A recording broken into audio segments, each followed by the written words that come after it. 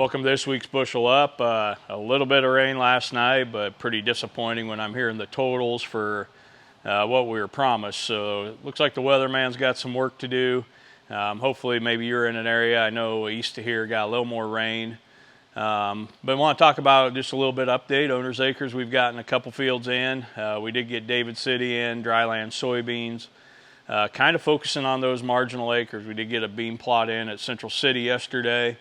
We're just kind of rolling slow, and I appreciate those of you who reached out over the last week. You know, are conditions right? Should we go? Obviously, we're looking at the end of this week getting pretty cold, so that's a big concern. You know, when we see these warm temperatures, 80 plus degrees, we've got soil temps in the 60s, and now we're going to crash those. So if you showed restraint, appreciate you doing so. I think you'll be rewarded for that. We need the weather to straighten out a little bit and then really put the hammer to it. Talk a little bit today about, I'm actually in the shop here at Real Farm Research. We got the plot planters going yesterday, just doing a little tune-up work here. I want to talk about research. I see a lot of marketing, a lot of products out there.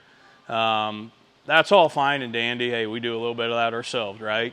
But we want to talk about, you know, getting real results on your farm, and that's really what's behind Real Farm Research. We actually put in a lot of time and effort into research and getting replicated trials.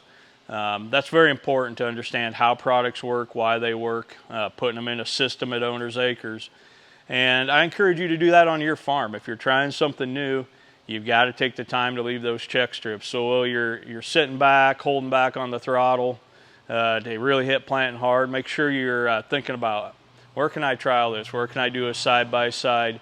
We want you to do research on your farms. We feel that's very important for us here at Aurora Co-op. I see a lot of flyers and a lot of stuff with no data attached. There's no physical data. The studies aren't recent. Maybe they're not even local. Every condition's different. Every farm's different. So please make sure you're doing that research on your farm. We aim to try to provide you good information, data, to help drive your decisions. So that's important for us.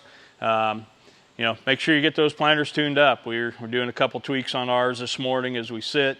I know everything was working really well. Conditions were pretty good.